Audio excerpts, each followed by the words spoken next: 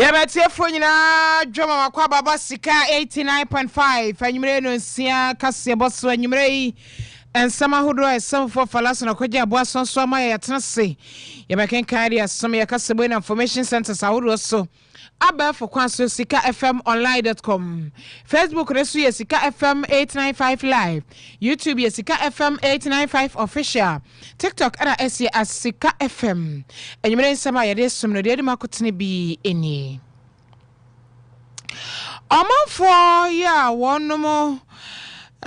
ewo empatuom ene asojafo ede yamso ko wiase nipa mienu ene nkrato nkyese omato nanom ewonse do MC Waterfall Pankrono Honorable Abubakar Sadiq wonso ene afi community police assistant ene fire service assistant for kra so my graduation edin komo potem ho ahwo mun kran say adwuma no omobaye no omonhye enye ni ye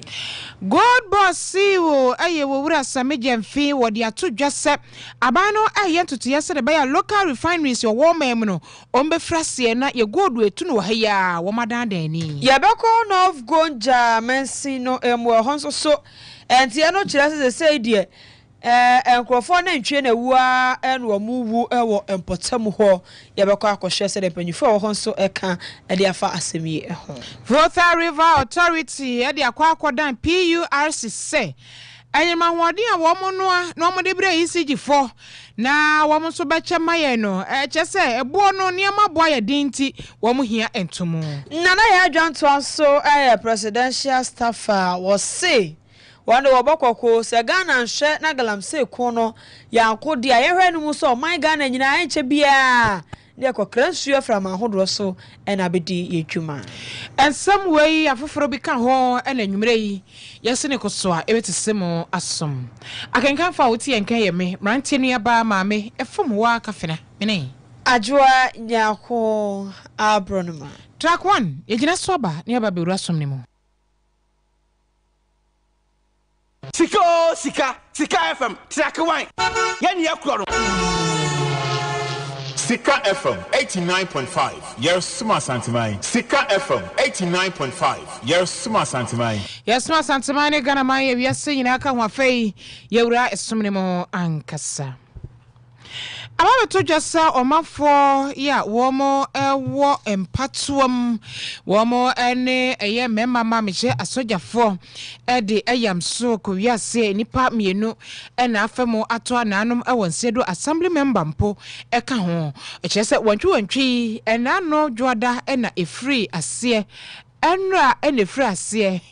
ena fe enenso ochese ebisan so to aso saa ntinefo amienu saa wantwi akoso manfo no ne asojafo entemo no eno ena akwawiase enipa mienu ato ananom ewonsedo ewomu amane no achese na omanfo ewompatuom no ochese womo ewura asanko gold mines for womo asase mo concession mu ena na bambofo no eboban se de be yomuntumi enwura mu ekokofa wantwi ba ya ekwawi ase no enipa mienu afa no afemu ato ananom ewonsedo ewumi na assembly member wono ewo empatuom west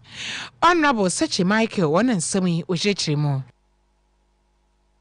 Some of the boys are going to work and they met the soldiers and they decided to make gunshots and through that a certain guy fall into a dam. So it will lead to death. It's today that we went there to solve the situation. And immediately when we came back from where the incident happened, we went to the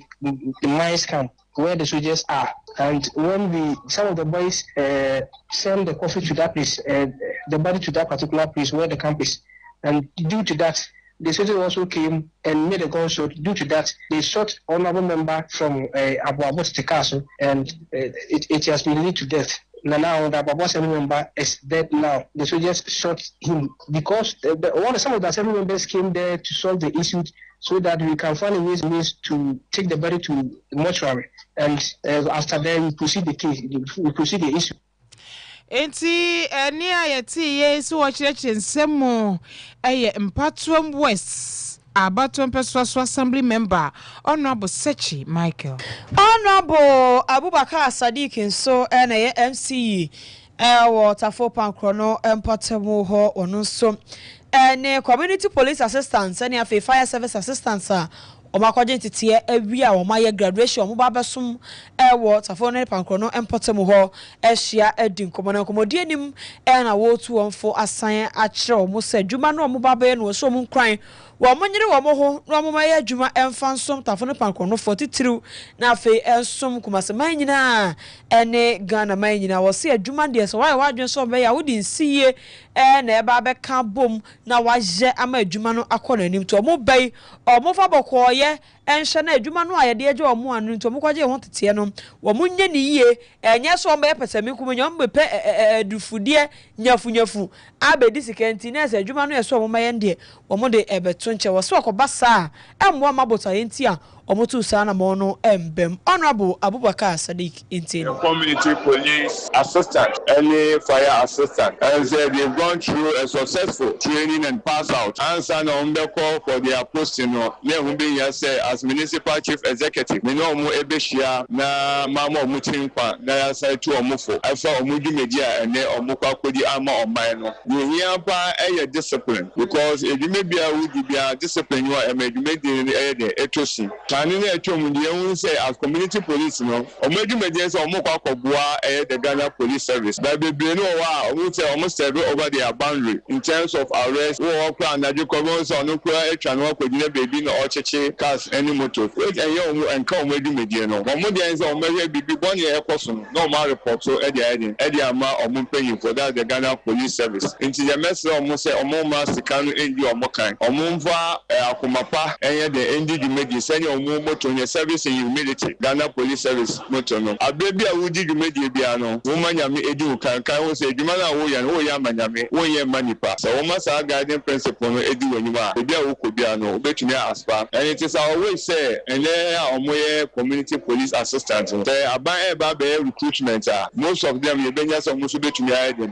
because at that time they have acquired the knowledge. Almost share be every media or more ebedi. See Edama say some more which ever movie media and the Omoko Akwakuji. Who are the municipal chief executive who also double up as the chairman for the Municipal Security Council. I suggest a beboa at the Ghana Police Service. No, maintaining public safety and also maintain law and order. So we to make this media now, we need to equip them with the needed logistics. And chair as the municipal chief executive, I'll be able to acquire some 4 motorbikes and 5 motorbikes. Maybe donate the divisional command. Again, Omoya renovation because we did the manner say we need good environment and made the nuclear it's air then and they will call the district or the divisional command. There will be renovation can say air them air cost. See, as the municipal assembly, you bear for me to be able to now go in terms of logistics. Send a bear or maybe the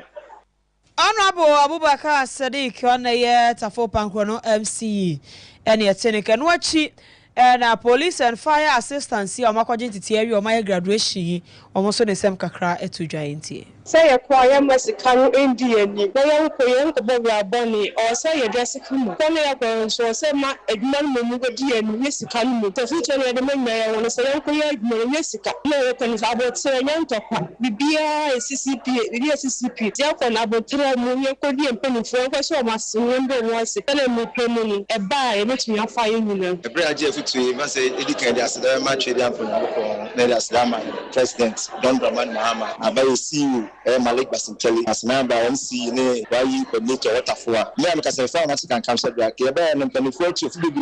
na family imagine our service with integrity no dem emu die no enya ade ehia ye yen sum oman no oni kudie mu no kware mu na Sikka Kase3 no die ye fa to ati no ya so sum pa na nyango po de isra timi kasa kase eduma na ne ba be yesu ne ayim yi no penifo hu makasa mo na ye ka asem eduna mpa so mo ye eduma e da mas yen kasa kase meda ye penifo as our great opportunity a yenyen me susu nka ye kwa bonten a ye nyina se de ye kire na ye bedi mura so na yakasa afa ejahwehwe ho se be ye beba fo de o si embuom because dibu ni wonoma menye hwe se adwon betumi aye so o si embuom se be ya enye se betumi enter for mainstream ne kwampo na o se embuom ene ati ye police ene fire assistance omakogye ntiti area omo ba besom tafo pankro no potem ho ene te so omo so ede omanigisem etodwe ya to akase bone so na miwra ensem foforo emu na siu adema Ghana Gold Board orasa mejemfi ede aba beto dwase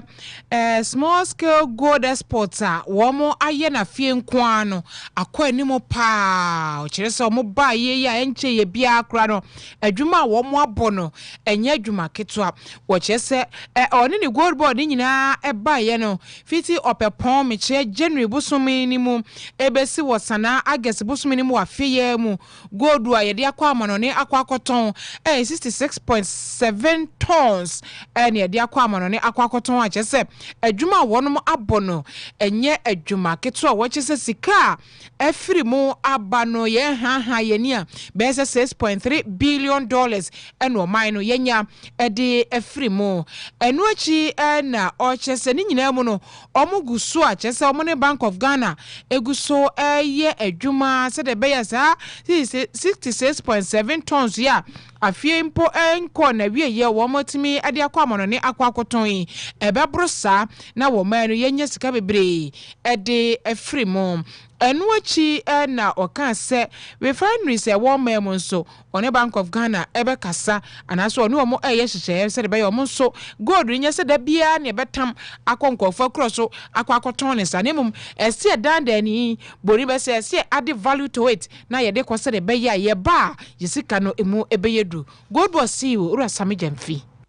Since January up to the end of August 2025, small-scale gold exports undertaken by or through the Gold Board, working closely with the Bank of Ghana, have hit a record high of 66.7 tons, with an export value of approximately $6.3 billion United States dollars. What this means is that the volume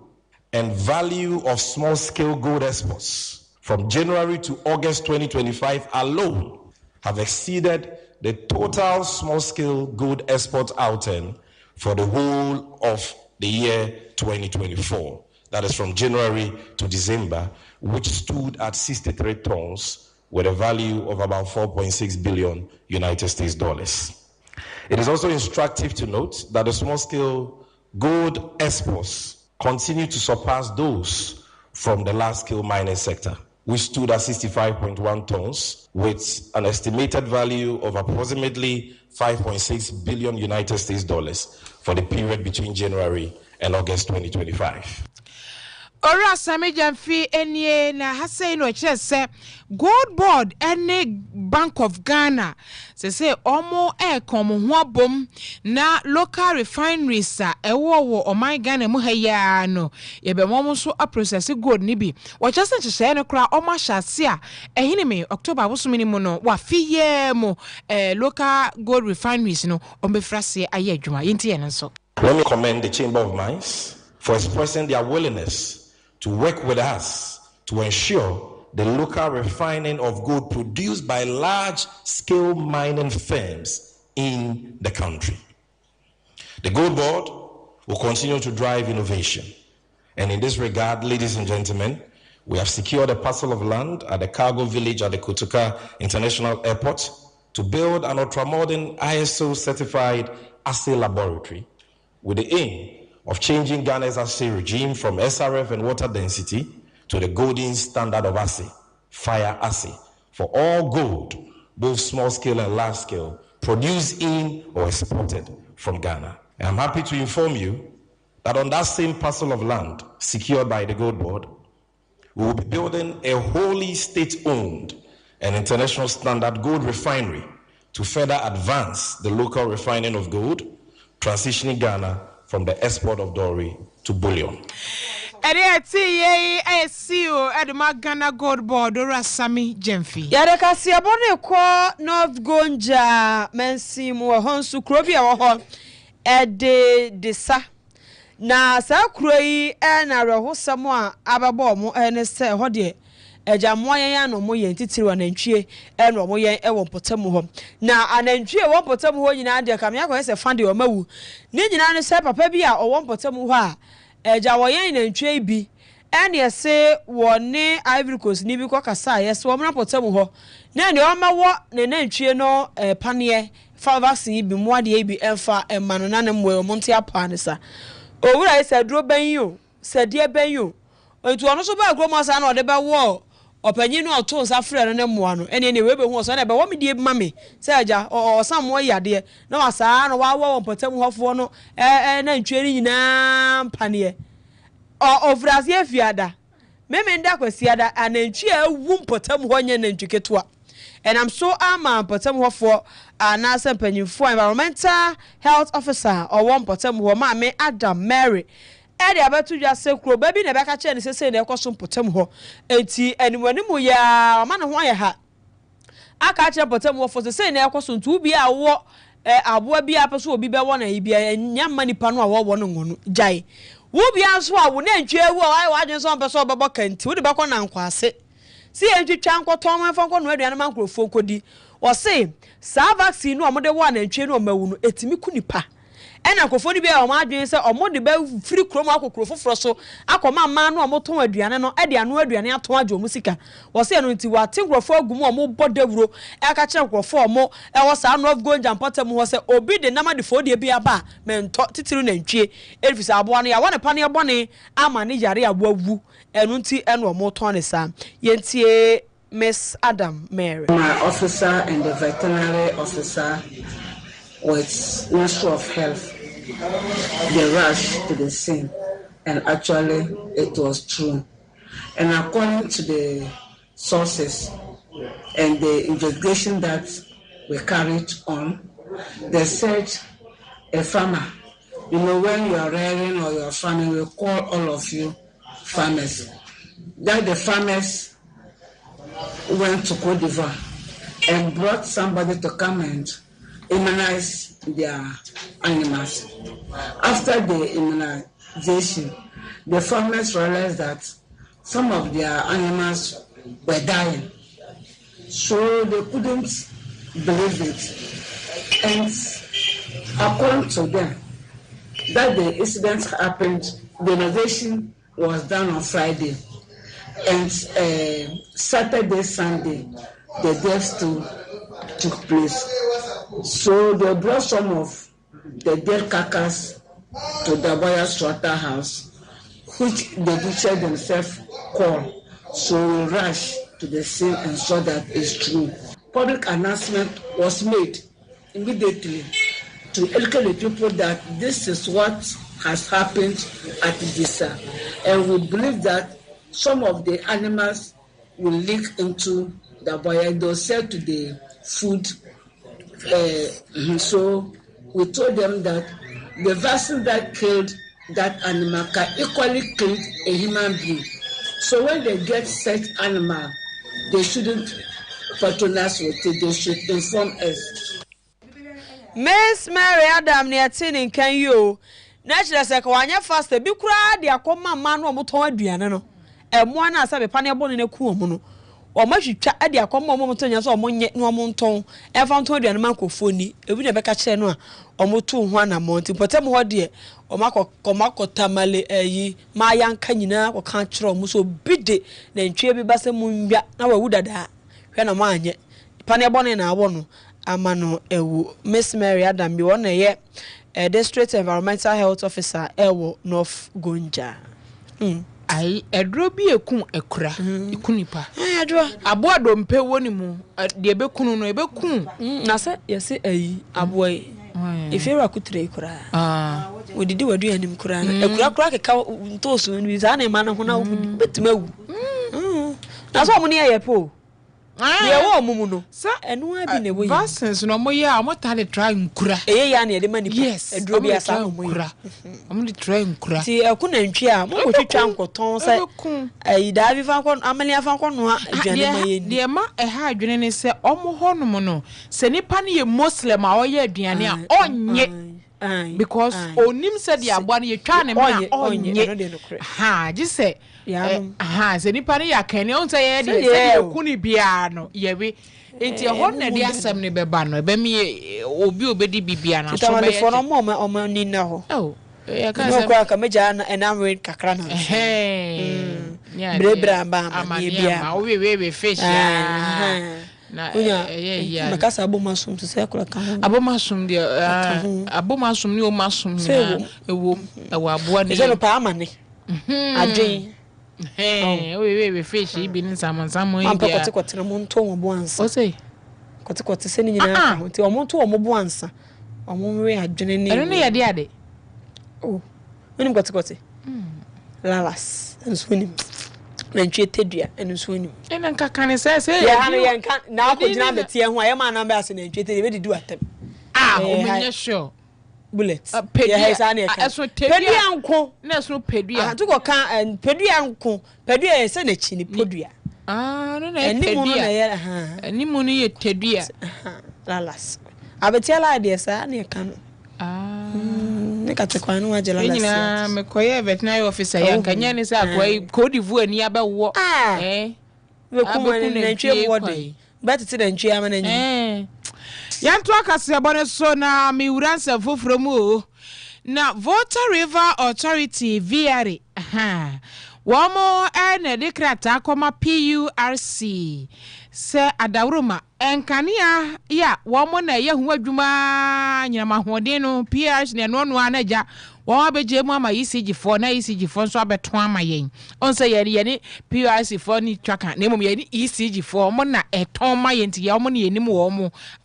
ntina se enkania no ahoden ne kura so na se dundum light ane ebo ECG4 din because mo na yenim wo mo na eton ma yen PRC4 ni se kania no ansa no mo benya hoden no aye hu adwuma de abre ECG4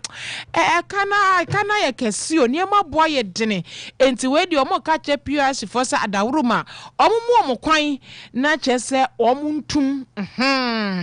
ompeso omutum a ze say no enyina mo hone ye se de omusi a wo mo emeja no kilowatt per hour bia no wo mo de gi 45 pesos kilowatt per hour eso mo pentum wo peso mo de gi 71.8862 pesos kilowatt per hour no peso mo de gi enti ho krata no mo de akwa VRA se mo de akwa PRC VR4 ene de sa krata na akwa PRC4 so mo nyintum se de be ya sa entumu no ebetimi aba ama sika mo hia so mo de ba no no anyama hoden no e de ama yen mo de ba ma ECG4 na ECG4 so am ye bi ne ya dem no wo metimi aye adwuma no na oko PRC a principal economic analyst ya wono ewo VRA ora Evans Somwa Mensa wono ene din sami to jo che say adwuma o maye no kra no esanka afibia VRA fo no ya bo compensation nenso o maye adwuma over a year compensation bia krama ni nyina aka ho bi na wo mo de kratai akwa eye PURC fo yeti owura Somwa. We want to say that in Akusumo PRC should give us a 932 kilowatt per month for Akusumo, and then for Bong 1,200 per month for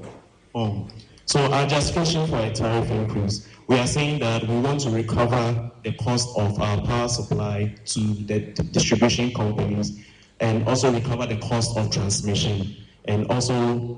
be compensated for the provision of ancillary services to the National Interconnected System. So we want to say that we are requesting the PRC to increase the current or existing tariff BGC of 45 Ghana pesos to 71.8 kilowatt Ghana pesos per kilowatt hour, which represents a 59% increase of tariff or generation tariff for VRA, and the respective disco tariffs are also outlined. Yo, oni payatini nkai woko aye Volta River Authority wono ene economic analyst ewo ho ora Evans Somwa. Nana ya John to so presidential staff on Ukoyanso na head of utility review hearing committee was say Ghana de oboye koko ya nhwe ye said de galam say Esiaje oman ya boso a ye de amanyosem wurawuram ye nya amanyosem afri galamse kum ne anka mbom samtwerofo anka ho bi ama ya anko galamse kum no a ene wo ka san hweyi a ebe kakra na Ghana ye kra nsuo e de afri amanone ene de aba o sese kompotam ahodo bebra ene nsuo kura asabe omo de ba no aduane adi e de bibesi wo mo niema adwade kura adane ayi ti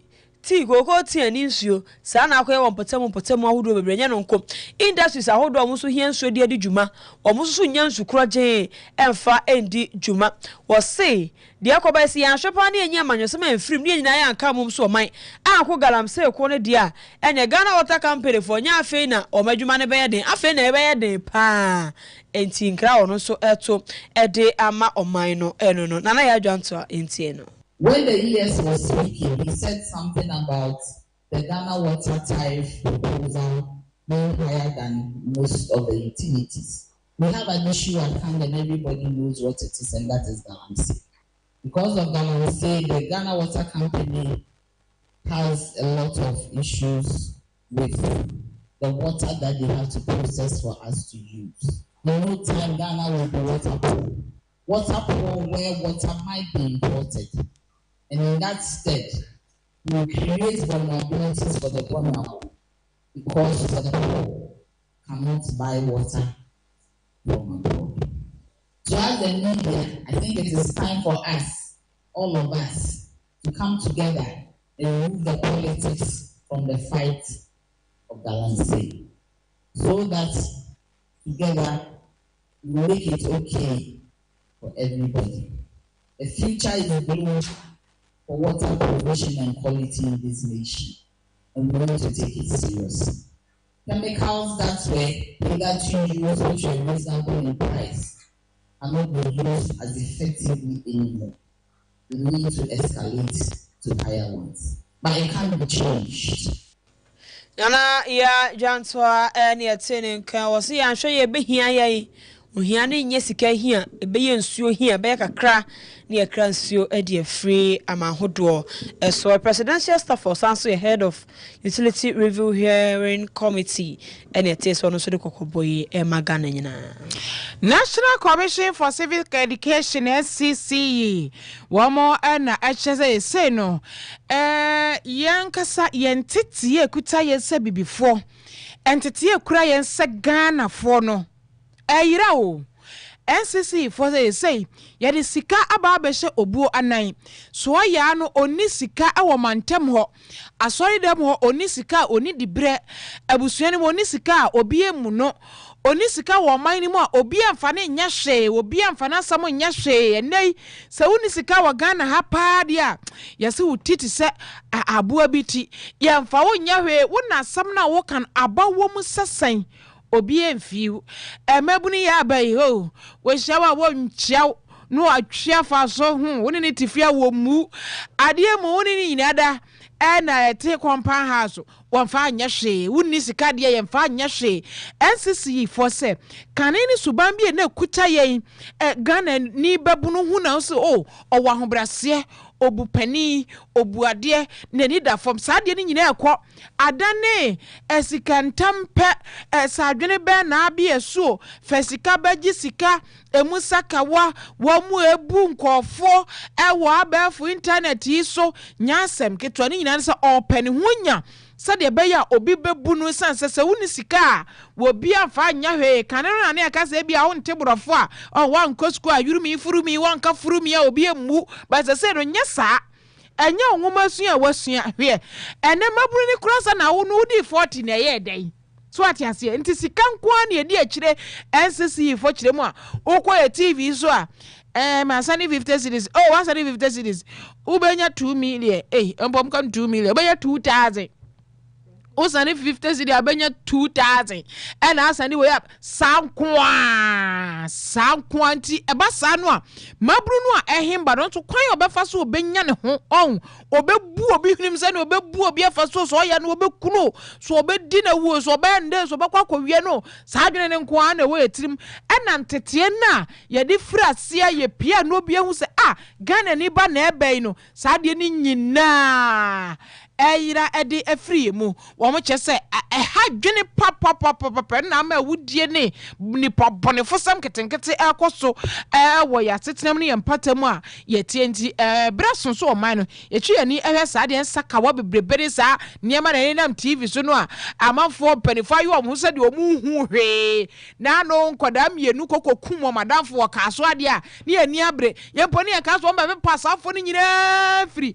waves ne so afekura no ma doso na brotherhood group na welcome to Illuminati hane na wo ye bodu ayi wani mo na mo de ade aba akatakata o manim na wanyina ne nam Ghana TV so na ye hwe ne ye tete ho obi enka hwe ne ye nyina ye he ne ye soso o mo so saa NCC for ade no na ama se sentete a ne ye kura no saa ade ne nyina obu a ne ye wo ne nyina efiri ho ede ekono Deputy Chairman ya wono ewo NCC General Service Ora Victor Brobe one na din semi tu dwa wo chese ha dwene pa masaka wano ados. What we are experiencing today is not just a mere lapse in values. It is in some ways a crisis of moral direction. The moral compass that our society, shaped by tradition, shaped by religion, shaped by a deep sense of communal responsibility, is gradually being replaced by a new order, one that glorifies wealth regardless of its source. Our young people are under immense pressure to acquire wealth by any means necessary. What used to be fringe behavior, scamming, internet fraud, sakara, ritual money practices have really crept into mainstream youth culture. Internet fraud is no longer frowned upon in many communities. It is now almost seen as a symbol of intelligence, and even worse, a path to respect and influence. And the rise of rogue religious leaders promising instant wealth through magical and manipulative spiritual means has only added fuel to this fire. It's only conflated the distinctions between appropriate moral behavior and inappropriate immoral behavior. Any ati ye Wowura Victor Brobeo NCC hono no one general chairman ewo ho any ati se wo chire ensemi ye TV so dey see ade so aye tan ya no na mo mienka fatansi de budget 10 million tan ke kwa IMF anke kwa IMF be ni ya mun sala enko ene ma no mu no futabra ba na wo mo so te so yibi no na mo yisika na na asmeti na we na so he ne si achi na machi kura komde na se na he ni tiri ho a wode ti ho no ma no so oyisika enso komode no enso komode no na ka komode no he ne ko ne onu yisika enso komode no na munyi bi ma ejeme amu ya kwa ya fankwati ya fankwatua yeso man ya de cabinet yes o ma blacklist ya o mo mi ya besia bia ya bo besia atwa hu ahia yeso so ya kaprim ya ntua entino ya mo besia bia mu munyi fama ban ne na nke nyina ya hu ntoy na nke tie ya bia nsa so ya hmancha betena na yo etiefo ni akwan ntingane me ya wana bia na ja adwa so be wana bi no oko na ma nti nke ya mre bebre se na mu diska na begum na ye ho atoye na mu yes kana ya mu de kwan mu yi ni TV ne so na ya no bia nso nka he na de ya hi ba ko ya sa brotherhood fo no o mu so so ma she no ne wo mo de ne ma butubutu o mati no ma so kan de tantan antan bi na pekase egu he na media se hunu sa ne ye te ho ne ye hwe chese ni me bo ho dwi ho aso wa bone so be Ghana ni bi sei adwa banya pressure de menya pressure me slam ka se bonus ye sori akọ